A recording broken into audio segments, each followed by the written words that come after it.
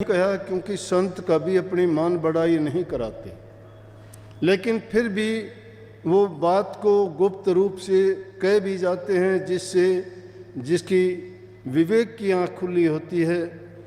जो इसे रूहानी रास्ते पे चलने वाले होते हैं उनकी बात को भी पहचान लेते हैं, वाणी को भी पकड़ लेते हैं और उसका जो संदेश होता है उसके बारे में भली भांति ये जान लेते हैं कि उनका इशारा किस तरफ है।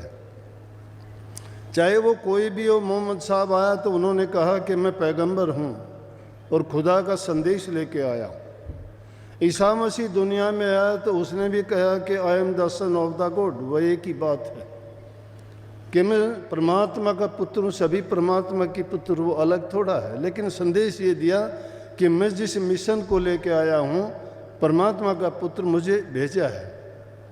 ये जीव अपने आप नहीं जानता है। इसी प्रकार से हमारे देश में तो गिनती नहीं है, कितने संत आए, सब संतों ने ये बात प्रगट रूप में जीवों को खोल के समझा के बता दी, और जो उनके संग लग के चले उनको इस भवसागर से पार कर दिया। इस संसार रूपी सागर से नाम की नौका, अब नाम क्या है? नाम वो मंत्र है, वो तरीका है भक्ति करने का, जिसको करने से जीव के बुरे कर्म छूटते हैं, पुण्य कर्म बनते हैं, जिनके कारण परोपकार, परहित और सेवा, प्रेम और बंदगी सीखता है। कहने को तो सभी लोग कह भी देते हैं कि मैं कुछ बुरा नहीं करता, मेरे अंदर कोई ऐब नहीं है, लेकिन मुझे भक्ति करने की ज़रूरत क्या है? अरे ज़रूरत तो नहीं है, सब चीज़ों को चाहे जानता भी क्यों हो, लेकिन जब तक तुझे कोई तरीका ही नहीं है, एक आदमी ज्ञानी कितना भी हो, जब तक उसको उस व्यवसाय की उसके पास डिग्री नहीं है तो वो उस चीज़ के योग्य नहीं है। कानून की पढ़ाई करने वाला ही कानून की लड़ाई लड़ सकता है। इंजीनियरिंग की पढ़ाई करने वाला इंजीनियरिंग की ही बात जानता है। शिक्षक शिक्षा की बातें ही पढ़ा के उनको समझा सकता है। किसान अपने खेती की बातों को ही हम नहीं जानते, वो बात अपने काम की, कृषि संबंधी जो भी बातें, क्योंकि वो उनके भेदी हैं, उनके पास जो अनुभव है उससे वो सब समझते हैं। इसलिए जब तक संतों से वो रास्ता नहीं लिया जाता, नाम की दीक्षा नहीं ली जाती, तब तक वो अंधेरे में कहाँ घूमेगा। इसीलिए कहते गुरु से ज्ञान ले लिया, सतगुरु ने ज्ञान दे दिया। ज्ञान है क्या?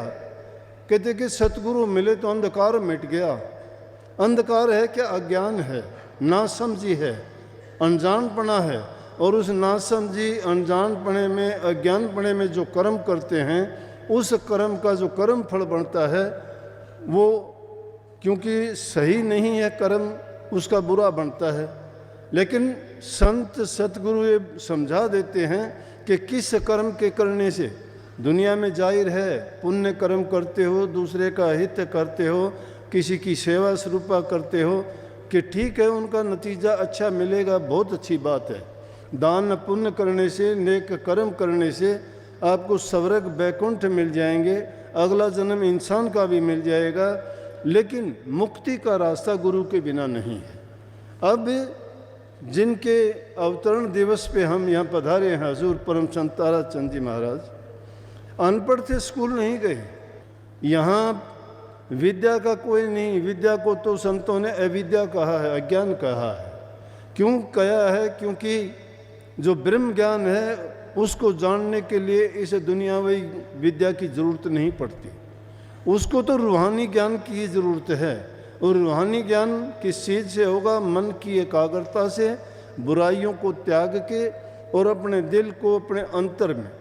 अब छोटी सी बात सही तो नहीं है, लेकिन महापुरुषों ने सब ने ये कहा, कहाँ ढूंढते फिरते हो?